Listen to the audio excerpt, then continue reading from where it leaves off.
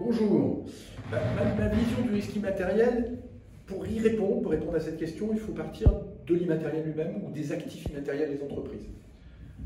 Si on sait découper l'entreprise en actifs intelligents et stratégiques, on met au regard les risques qu'on a de ne pas les valoriser et de passer de l'actif au passif. Et en général, j'appuie beaucoup sur un risque qui maintenant commence à être identifié, mais ne l'était pas encore il y a quelques années, c'est le risque cyber, la cybermenace. À partir du moment où on a identifié que ce sujet est stratégique pour l'entreprise, on organise son entreprise et ses collaborateurs, on les sensibilise à ce sujet de façon à ne pas se retrouver coincé face à un risque qui est celui d'avoir sous-estimé ou mésestimé un risque immatériel.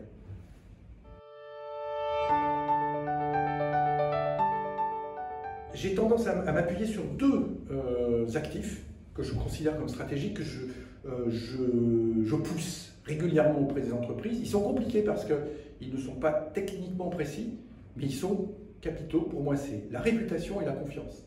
Dans les deux cas, ce que je trouve utile pour les entreprises, c'est de se dire qu'est-ce que je fais pour justement protéger, cultiver, aider à ce que ma réputation soit un petit peu, comment dire, immaculée. Mais ce n'est pas idéaliste, c'est une vision plutôt, cet actif, s'il est particulièrement identifié, donne à 360 degrés un certain nombre de fonctionnements d'entreprise que les autres reconnaissent dans mes valeurs. Là, on n'est pas loin de la RSE, hein. C'est vraiment dans cette culture-là que je puise cet actif. Et le deuxième, sur la confiance, c'est un peu la même chose. C'est qu'est-ce qui fait qu'on a confiance dans mon entreprise? Qu'est-ce qui fait que j'ai confiance dans mes fournisseurs? La confiance, ça se travaille aussi de cette manière. Dans les deux cas, pourquoi j'insiste sur ces actifs? C'est parce que souvent, on les considère comme sous-entendus, ce que je considère comme une erreur, à mon avis, parce que ça n'est jamais sous-entendu.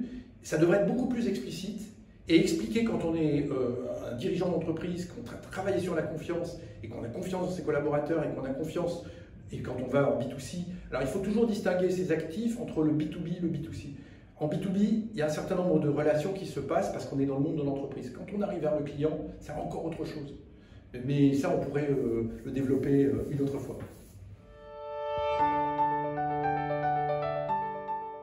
J'ai trouvé, lorsqu'on m'a proposé de rejoindre ce think tank, que la façon dont les choses étaient présentées me paraissait conforme à mes valeurs. Simplicité, mon dialogue entre nous de manière assez souple, une grande diversité de profils de ceux qui ont rejoint Place Escange, qui permet finalement de croiser des avis, des expertises qui sont assez extraordinaires, et puis de fait, une grande liberté dans la façon de travailler. On travaille dans des petits groupes, des comités, on essaye de faire avancer les choses. On a tous à peu près le même objectif, c'est que l'immatériel diffuse dans le monde des entreprises et dans la société, mais on peut le faire de manière beaucoup plus libre que dans d'autres organisations qui ont des présupposés.